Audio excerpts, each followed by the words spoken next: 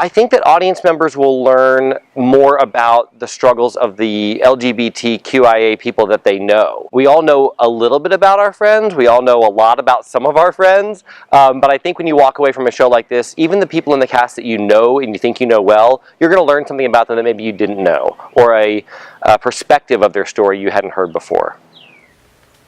I didn't want to die. I really didn't. I just wanted to fall asleep and not wake up.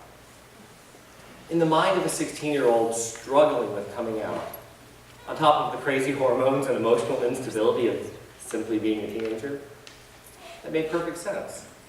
I truly wanted to fall asleep and not wake up.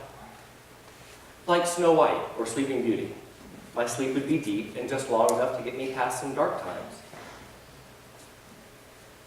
So I took a handful of Tylenol PM and lay down on my bed. To my disappointment, but incredible luck, I woke up the next day with an excruciating headache and spent the morning puking my guts out. It seems so stupid now. Looking back, all the things that I thought were horrible and insurmountable were pretty insignificant in the long run. Coming out to my girlfriend was easier than I thought it would be. Turns out she wanted a boyfriend more than she wanted a boyfriend. Fine by me. Coming out to my friends was mixed. My good friends stood by me. The general consensus seemed to be that they suspected, that they somehow knew, even though I wasn't completely sure myself. Probably helped that I was in the drama club, and most of my friends were girls, or very open-minded boys. Some of the reactions surprised me, though. One boy in particular, let's call him Brian. Brian was an anomaly. He had no problem crossing gender boundaries for a laugh or even attention. He would think nothing of kissing me on the mouth in front of our girlfriends or copping a feel during a hug. But once I came out, once I put a label on it, once I revealed myself, the people I cared about the most, that was his breaking point. As if my coming out turned his goofing around into real feelings. Brian got scared. He lashed out and turned his back on me. He made me feel small. He tried to turn my friends against me and succeeded to a point. Some on-the-fence friends left me. Good riddance. What hurt the most was that Brian somehow convinced my now ex-girlfriend Megan, whom I had just broken up with a few days prior, to date him instead. Megan was my first and most ardent ally. It shouldn't have, but this broke my heart. In hindsight, it really shouldn't have, but when you're 16 years old, every bad thing feels like the end of the world. Everything breaks your heart. Brian was one of my best friends, and Megan was the first person I thought I was in love with. I managed to keep my head level for a few weeks. That is, until Brian and I ended up at the same party. After having way too much to drink, Brian approached me, and he apologized. He asked if we could talk outside. So we sat on the hood of his car, and he said all the right things. Then he suggested we sit in the car and listen to some music.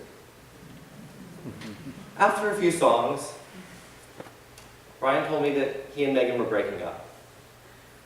He said that she wouldn't stop talking about me, and that he regretted choosing her over our friendship.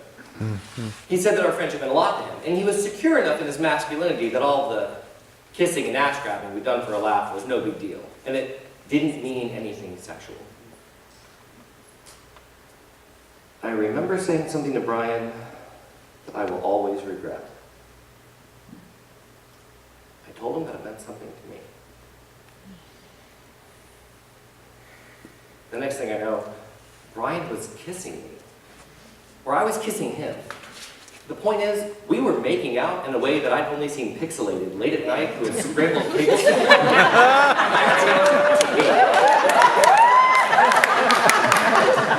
I'm not even sure if the scrambled corn people were men or women.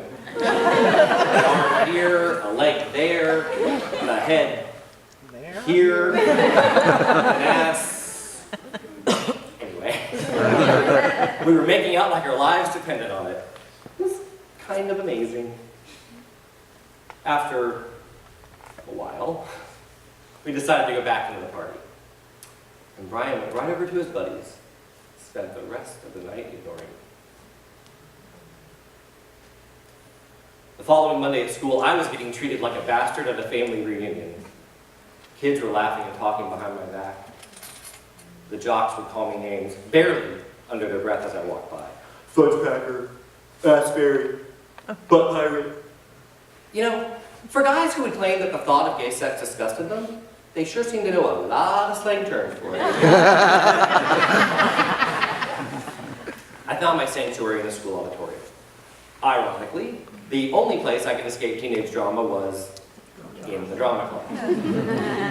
A girl in there told me that Brian had spent the entire morning telling anyone who would listen that I tried to take advantage of him at that party. He said that I got him drunk and made him kiss me. Seriously? Like I used some sort of mind control? I mean, I may be a fairy, but I'm not a magician. That night, I took the time.